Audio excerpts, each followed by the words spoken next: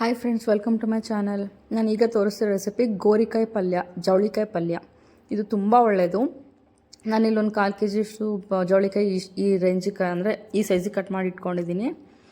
ಅದನ್ನು ಒಂದು 4-5 ನಿಮಿಷ ಹುರ್ಕೊಳ್ಳೋಣಂತೆ ಡ್ರೈ.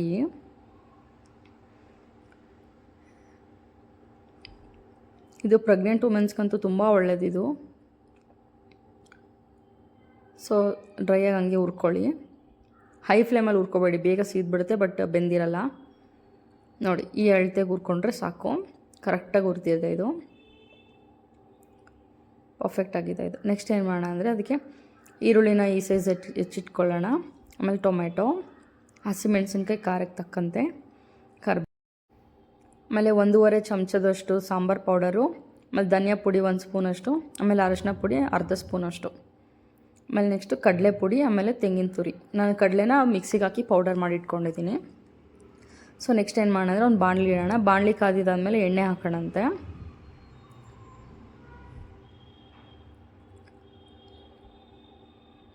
ಎಣ್ಣೆ ಕಾದಿದ್ದಾದಮೇಲೆ ನಾವು ಸಾಸಿವೆ ಹಾಕೋಣ. ಸಾಸಿವೆ ಸಿಡ್ದಿದ ನಂತರ ಜೀರಿಗೆ,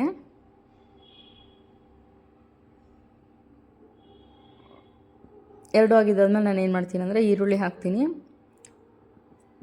ಆಮೇಲೆ ಕರಿಬೇವು ಕೂಡ ಹಾಕೋಣಂತೆ.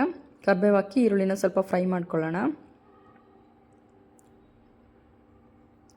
ಇದು ಚಪಾತಿಗೆ, ಅಕ್ಕಿ ರೊಟ್ಟಿಗೆ ತುಂಬ ಚೆನ್ನಾಗಿರುತ್ತೆ ಪಲ್ಯ.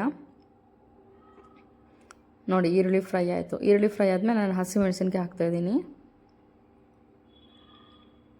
ನೀವು ಫಸ್ಟೇ ಹಸಿಮೆಣಸಿನ್ಕಾಯಿ ಹಾಕ್ಕೊತೀರ ಅಂದರೆ ಓಕೆ. ಫಸ್ಟ್ ಹಸಿಮೆಣಸಿನ್ಕಾಯಿ ಹಾಕಿದ್ರೆ ಸ್ವಲ್ಪ ಖಾರ ಜಾಸ್ತಿ ಆಗುತ್ತೆ, ಯಾಕಂದರೆ ಎಣ್ಣೆಗೆ ಫುಲ್ ಬಿಟ್ಕೊಂಡ್ಬಿಟ್ಟಿರುತ್ತೆ ಹಸಿಮೆಣಸಿನ್ಕಾಯಿ. ಅದಕ್ಕೆ ಫಸ್ಟ್ ಈರುಳ್ಳಿ ಹಾಕಿ ಆಮೇಲೆ ಹಸಿಮೆಣಸಿನ್ಕಾಯಿ ಹಾಕ್ತೀನಿ, ಅವಾಗ ಖಾರ ಮೈಲ್ಡಾಗಿರುತ್ತೆ. ನೆಕ್ಸ್ಟು ಟೊಮೆಟೊ ಹಾಕೋಣಂತೆ. ಟೊಮೆಟೊನು ಫ್ರೈ ಮಾಡ್ಕೊಳ್ಳೋಣ.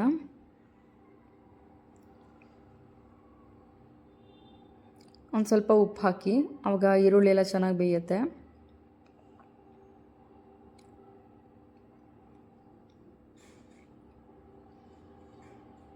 ನೋಡಿ, ಎಲ್ಲ ಪರ್ಫೆಕ್ಟಾಗಿ ಬಂದಿದೆ. ಬೆಂದಾದ್ಮೇಲೆ ನಾನು ಏನು ಮಾಡ್ತೀನಿ ಅಂದರೆ ಹುರ್ಕೊಂಡಿರ್ತೀವಲ್ಲ ಜವಳಿಕಾಯಿ, ಗೋರಿಕಾಯಿ, ಅದನ್ನು ಹಾಕಿಬಿಟ್ಟು ಅದನ್ನು ನೀಟಾಗಿ ಮಿಕ್ಸ್ ಮಾಡ್ಕೊಳ್ಳೋಣ ಅಂತ ಇನ್ನೊಂದು ಸಲ.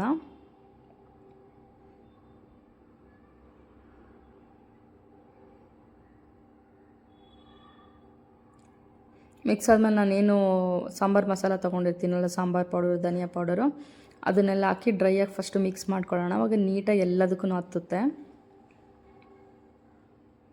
ಸೊ ಧನಿಯಾ ಪೌಡರ್ ಎಲ್ಲ ಜಾಸ್ತಿ ಹಾಕಬೇಡಿ, ಮಸಾಲ ಆಗಿಬಿಡುತ್ತೆ, ಚೆನ್ನಾಗಿರಲ್ಲ. ಸೊ ಇದಾದಮೇಲೆ ನಾನು ಏನು ಮಾಡ್ತೀನಿ, ಒಂದು ಬೌಲಷ್ಟು, 1-1.5 ಬೌಲಷ್ಟು ನಾನು ನೀರು ಹಾಕ್ತೀನಿ.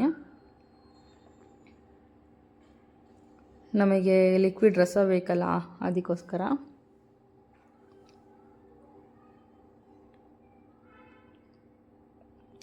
ನೆಕ್ಸ್ಟು ಉಪ್ಪು ನೋಡ್ಕೊಂಡು ಹಾಕಿ, ಯಾಕಂದರೆ ನಾವು ಆಗಲೇ ಫ್ರೈ ಮಾಡುವಾಗಲೇ ಹಾಕಿರ್ತೀವಿ.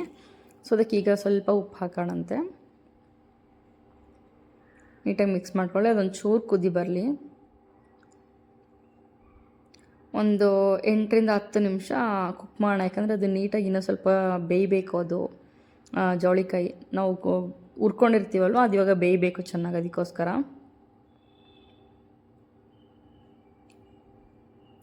ನೀಟಾಗಿ ಈ ಥರ ಕುದಿಬೇಕು. ಕುದಿ ಬಂದಮೇಲೆ ನಾನು 2 ಸ್ಪೂನಷ್ಟು ಕಡಲೆ ಪುಡಿ ಹಾಕ್ತಾಯಿದ್ದೀನಿ. ಕಡಲೆ ಪುಡಿ ಏನಕ್ಕಂದರೆ ಸ್ವಲ್ಪ ತಿಕ್ನೆಸ್ ಬರೋದಕ್ಕೆ, ಆಮೇಲೆ ಪಲ್ಯಗೆ ಅದು ರಸ ಇರುತ್ತಲ್ಲ, ರಸ ನೀಟಾಗಿ ಹಚ್ಕೊಳ್ಳುತ್ತೆ, ಅವಾಗ ಚೆನ್ನಾಗಿರುತ್ತೆ.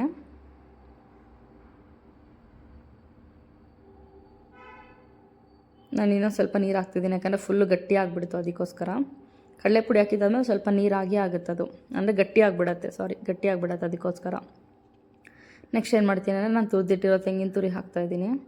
ತೆಂಗಿನ ತುರಿ ಹಾಕಿದ್ರೇ ಟೇಸ್ಟ್ ಚೆನ್ನಾಗಿ ಕೊಡೋದು, ಪಲ್ಯಗಳಾಗಲಿ ಏನೇ ಆಗಲಿ.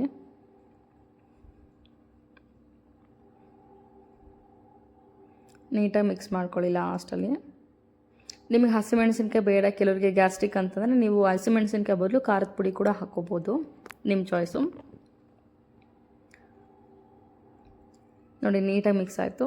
ಈಗ ಗೋರಿಕಾಯಿ ಜವಳಿಕಾಯಿ ಪಲ್ಯ ರೆಡಿ ಟು ಇಟ್. ಈ ಚಪಾತಿಗೆ, ಆಮೇಲೆ ಅಕ್ಕಿ ರೊಟ್ಟಿಗೆ ಸಕ್ಕತ್ತಾಗಿರುತ್ತೆ ಕಾಂಬಿನೇಷನ್. ನೀವು ಅನ್ನಕ್ಕೆ ಕೂಡ ಕಲ್ಸ್ಕೊಂಡು ತಿನ್ಬೋದು, ತುಂಬ ಚೆನ್ನಾಗಿರುತ್ತೆ. Thank you so much. Thanks for watching my channel. ನನ್ನ ಚಾನಲ್ ಸಬ್ಸ್ಕ್ರೈಬ್